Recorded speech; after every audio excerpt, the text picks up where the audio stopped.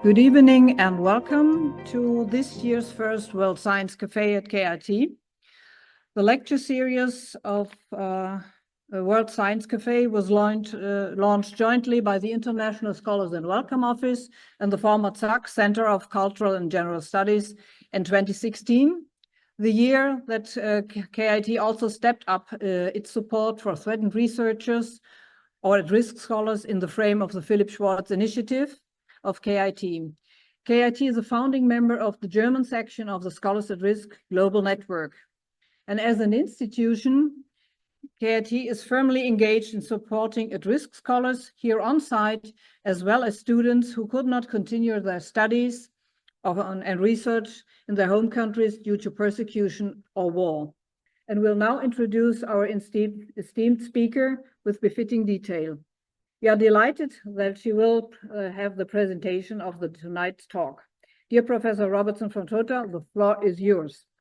Thank you very much indeed, Peter Roth. I'm delighted that we are continuing this series because I think it is extremely important. And just before I introduce our guest, one word or two words.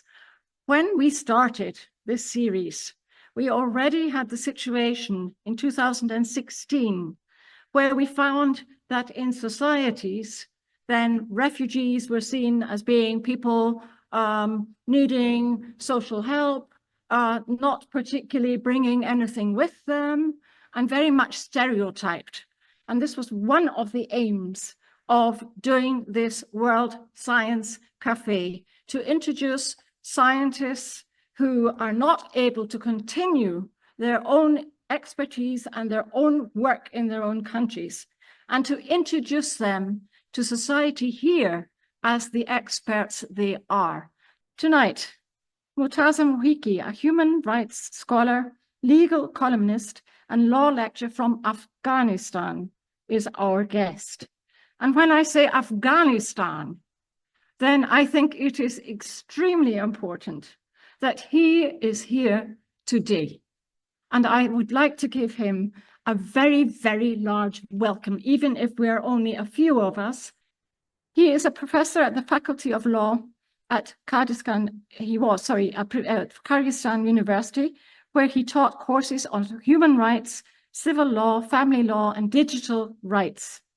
And he was a professor of law at Ferdowsi University of Mashhad in Iran. We are delighted to have you, and many thanks that you have made the long journey and traveling through the night, as I know, from Norway. Many thanks and welcome. We look forward to your presentation. Thank you so much for having me, dear Professor Rose, Professor Robertson, Elena, and all of you, or also technical team. They did lots of efforts. Thank you so much. Yes, as Professor Robertson mentioned about my, previous maybe background, also previous life in my home country, and I don't want to repeat it again. And yeah, I work with the human rights issues over a decade, find some solution maybe, in my opinion, about human rights issues from another angle, maybe from digital, for example, in inclusive innovations view. Because also I work with human rights and new technologies. That's why I think there are lots of opportunities, to enhance human rights, considering new technologies. Of course, we have lots of challenges. Yeah. Here, I actually summarized my presentation into 5 short parts. I try to present briefly, not too much theoretical aspects. Mostly, I think we need to discuss and, about practical things. I start with definition of digital inclusive innovations briefly. Then I have to say something about the importance of addressing marginalized communities, why we talk about marginalized community when we talk about human rights. After that, the overview of interdisciplinary approaches, briefly, why we need, different fields to consider. Then we have challenges faced by marginalized communities in accessing digital innovations. And finally, a very short conclusion. This is my roadmap. Also, we have some case studies here to talk about these case studies based on my experiences. I start with very short introduction. As we know, advancement in AI and technology are reshaping society every day, every minute, even every second, offering new opportunities, but also increasing inequalities for marginalized community. I emphasize on marginalized community because I work with the marginalized community a lot. The women rights, people with disabilities, minorities. That's why I think we need to talk about marginalized communities. Limited access to technology, digital literacy, and socioeconomic barriers often excludes these groups, blocking their participation in and benefits from innovation.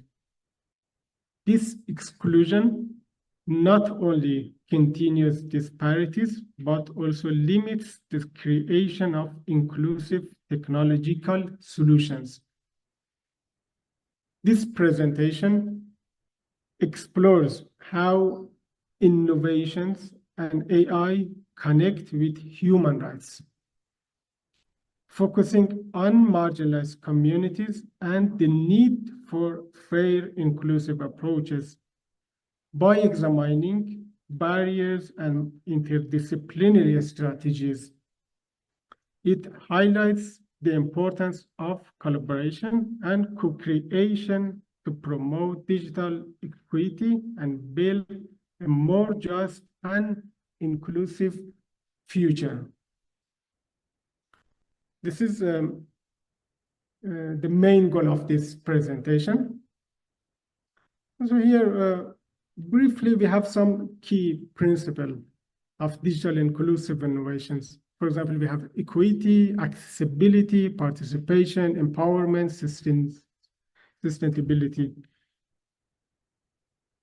We don't need to talk a lot about this. We know about equity, for example, ensuring fair and equal opportunities for all individuals, regardless of their background or circumstances, to access and benefit from digital technologies.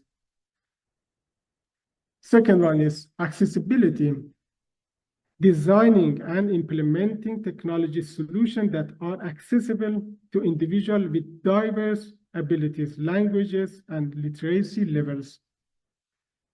Then we have participation, engaging marginalized communities or active stakeholders in the co-creation and decision-making processes related to digital innovation.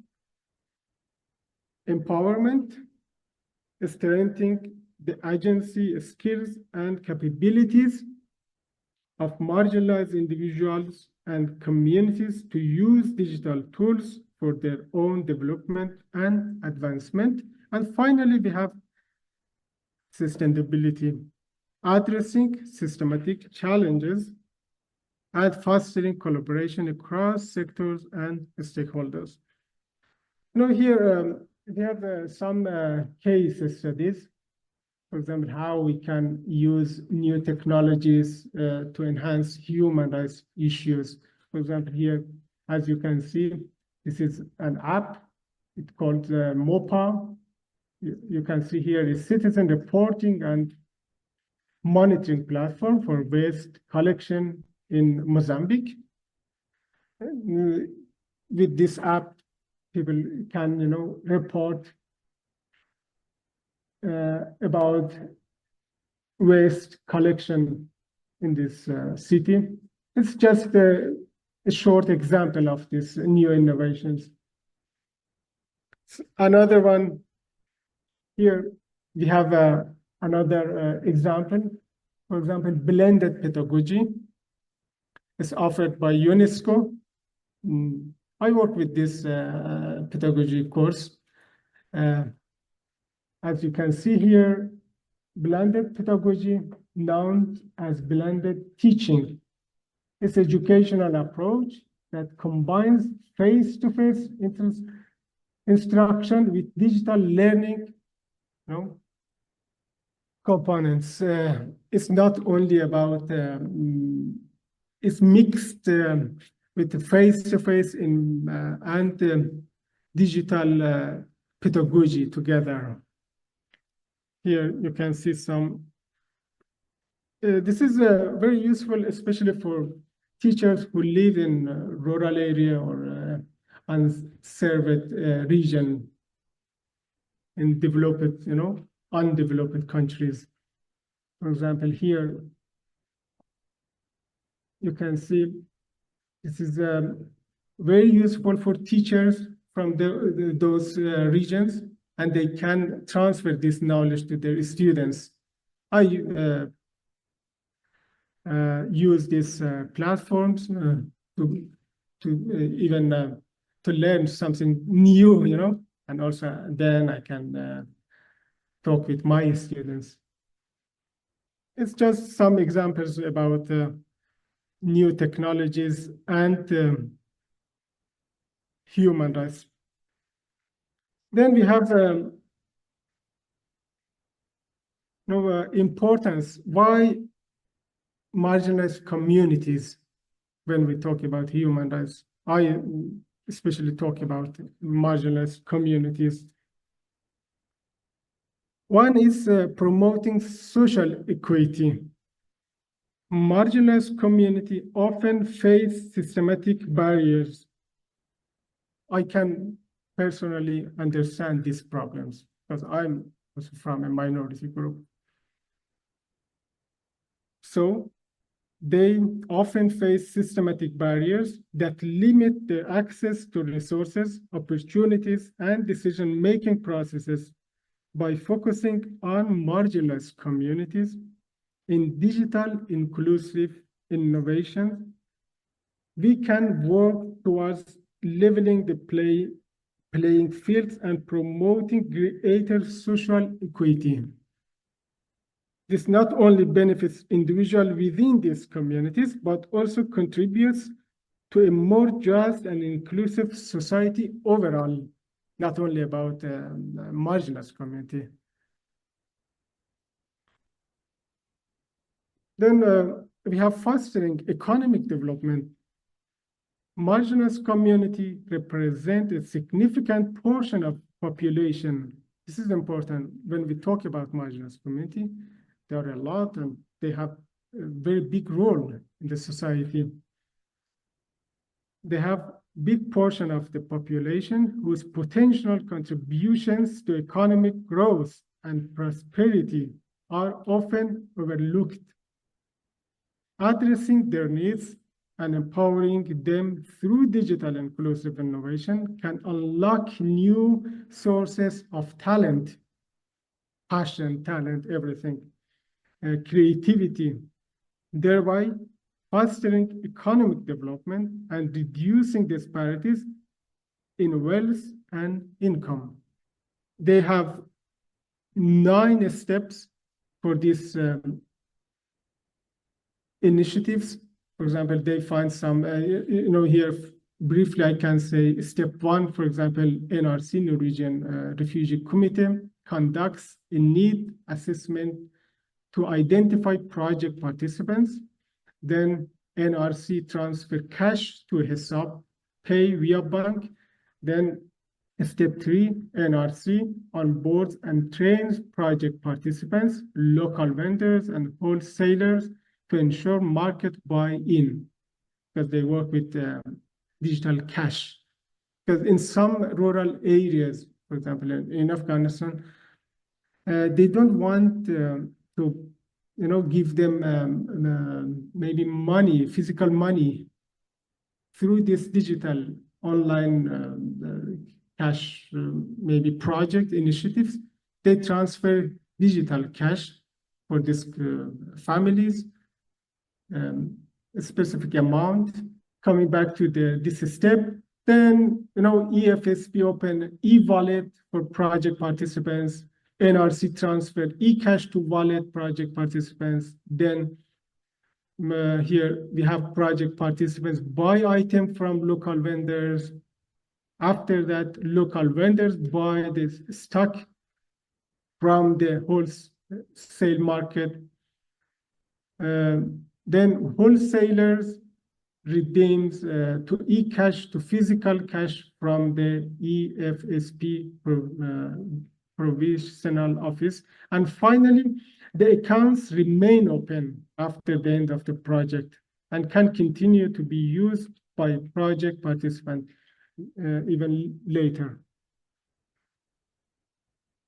This is also a project, it's very effective, I think, for marginalized community, especially if they have no access to money. Also, they can manage, it's not only about giving some money. If you have this digital cash, also you can moderate, it's not only 170 they give you and you can spend all over a night or a day. There is a limitation about that. You can spend, divide it in 3 days, and you can spend all this money, but you can moderate this. That's why I think this e-cash project, e-cash initiative is very useful for marginalized community in some areas. Yeah, here also why marginalized community. Also enhancing technological innovations by including diverse perspectives and live experiences from marginalized community in the innovation process, we can drive more relevant and impactful technological solutions. For example, I have also lots of live experiences now I can share with you. It's I don't need to put the example here. I'm a live example in front of you. Yeah, these communities often face unique challenges and have specific needs that traditional approaches may overlook. By addressing these needs, digital inclusive innovation can lead to more innovative and effective technology solutions that benefit society as a whole. Also, we have building resilience communities. Marginalized communities are often affected by social, economic, and environmental challenges such as poverty, discrimination, and climate change. I tried actually to work with all these challenges. Climate change, how affected marginalized communities, how we can solve this problem by new technologies, for example, with new apps. Digital inclusive innovation can empower this community to better cope with and adapt to these challenges by providing access to information, resources, and support networks. And finally, here we have fostering social solidarity. Exclusion and marginalization can breed social tension. Oh, this is, I think, very important, this tension. and divisions within society. By actively including marginalized communities in digital innovation efforts, we can promote greater social solidarity and mutual understanding. This can help bridge divides, foster empathy, and build stronger social bonds that transcend differences in background, identity, or circumstance. Here also we have, for example, a case study. It's for fishers. They can, if some of them they have not too much knowledge, and maybe they have, they can use these big icons, these apps. It's for fishers. They can choose all this, but by big icon here. I can read here, this project title is Enhancing User Experience for South African Fisher. Suite of mobile app for a small-scale fisher in South Africa. The goal is men and women from coastal communities involved in their service chain. Here, UI adjustment, large checkbox. They have a large checkbox, drop-down arrows, and clickable icons. The purpose, of course, improve usability for users with low finger sensitivity. Also because, if they work a lot, these communities, it's remove this fingerprint sometimes. That's why these apps, can help them to touch better this because it's bigger also. It's very useful. It's not very small icons. This is, there are very few, maybe we think it's not very important, just a small, but very small changes, but very big, result actually. It's not only about this app. There are lots of case studies. I only, took one case study to show the importance of these innovations. Here, why we need interdisciplinary approaches. For example, why we need to engage with economics, social studies, human rights, new technologies. Why we need an interdisciplinary approach. Here I listed some of these approaches, for example, from social sciences. Why we put social sciences? Because social science offer insights into the complex dynamics of society, including power structure, social hierarchies, and systematic inequalities. That's why we need this perspective. The rule is social scientists analyze the root causes of marginalization and exclusion, so providing critical perspectives on how societal structure perpetuate inequality and the impact. By understanding social dynamics, intervention can be designed to challenge entrenched power structure and promote social justice and inclusion. It's actually very briefly, I put something about interdisciplinary approaches, but I don't want to talk a lot about theoretical things. Another one is about technology, why we need technology to consider for marginalized communities. Technology plays a crucial role in facilitating inclusive innovations, but by providing tools and platforms that empower marginalized communities.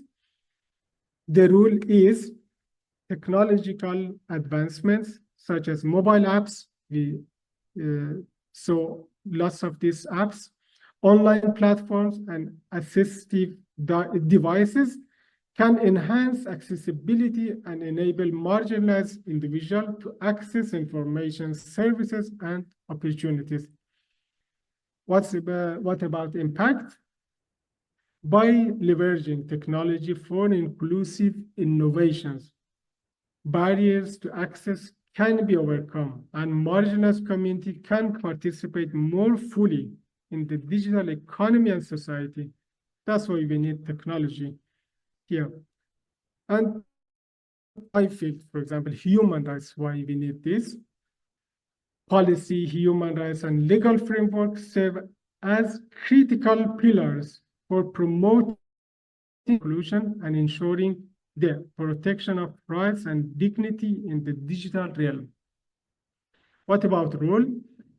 Policymakers, human rights advocates, and legal experts collaborate to develop and implement law, regulation, and initiatives that promote digital inclusion, address discriminations, and protect digital rights for marginalized communities.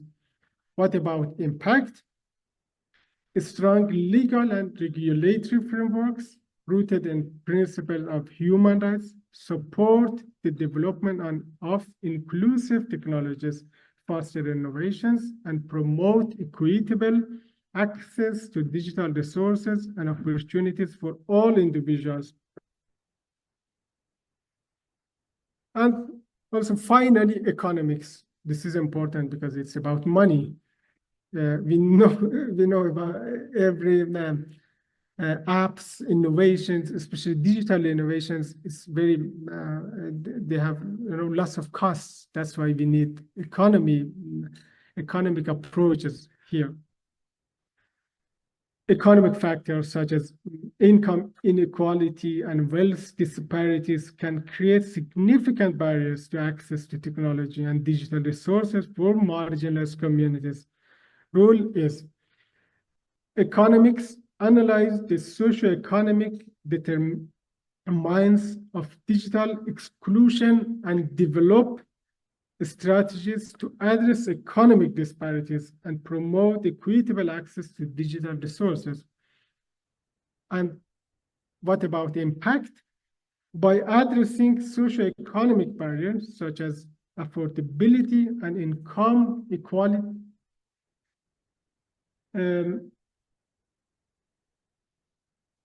equality,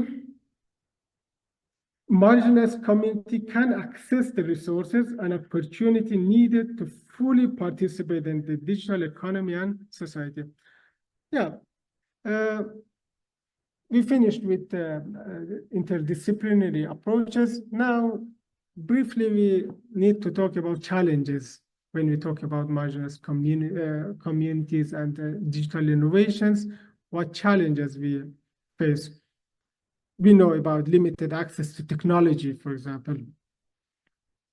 Marginalized community often face disparities in access to essential technology infrastructures, including reliable internet connectivity and access to digital devices such as computer and smartphones. I face with these challenges because actually here is not maybe we are not talking about digital learning. Yeah, later, maybe tomorrow, I'm talking about that, about the lack of internet, lack of electricity in many places. That's I personally work with marginalized community. They have lots of problems with these infrastructures.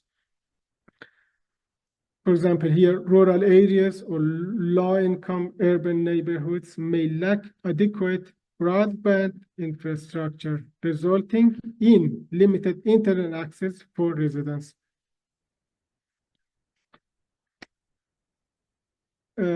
About impact, we know hindered participations in online education. They cannot participate in online education, limited access to telemedicine services, challenges in job application and digital activities essential for advancement. And digital literacy gap is another challenge. marginalized community often lack the necessary digital skills and knowledge to effectively navigate digital platforms, use productivity software, and discern reliable information from misinformation online.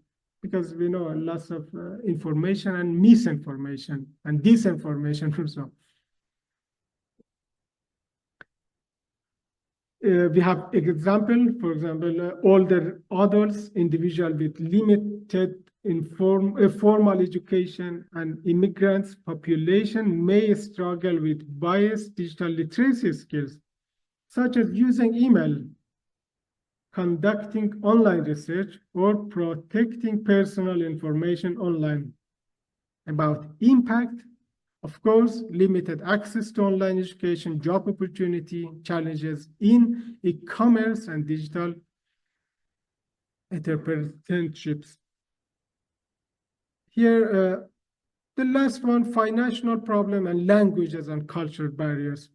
We know economic constraints, the hindering technology access, because they need money to have access to digital inclusive innovations, difficulty affording hardware, software, and internet subscriptions.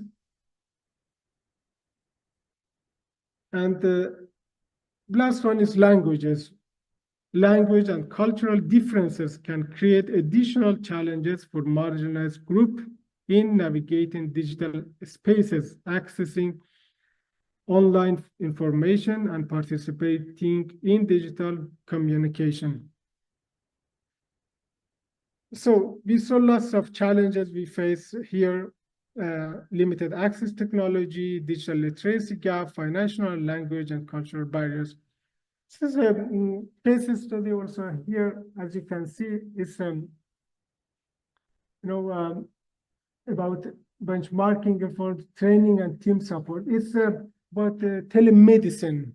They can order some medicines through these apps.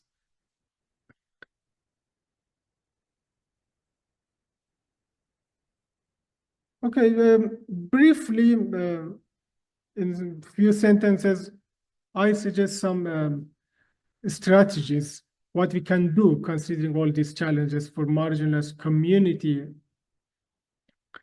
First, collaborative strategies for inclusive innovation. We need to building partnership across disciplines. Partnership is very important. I try personally to find lots of partners in my initiatives. This is very important.